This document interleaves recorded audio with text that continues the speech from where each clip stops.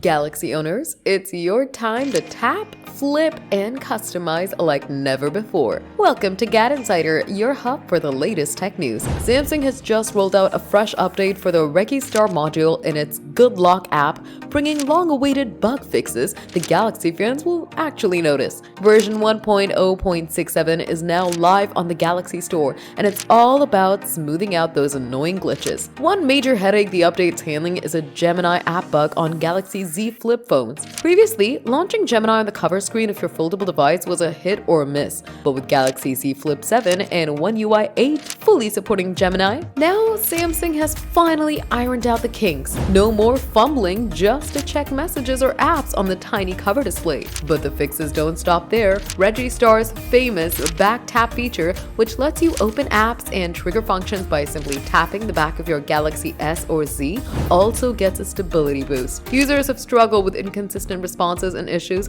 while in power-saving mode, but the latest patch ensures smoother, more reliable taps every time. While there aren't flashy new features in this update, and if you've been frustrated by Gemini hiccups or unreliable back tap commands, this one is a must install. RegiStar remains the go-to Good Lock module for power users, letting you organize your settings home screen, manage notifications, and activate features with just taps. To get the update, just open the Galaxy Store, hit the menu, and check for updates. With these fixes in place, Samsung Galaxy users can finally enjoy the full, buttery smooth customization experience Good Lock has to offer. Have you already updated? Tell us in the comments. Give the video a thumbs up, subscribe to GadInsider, and don't forget to hit the bell icon so you never miss any tech update.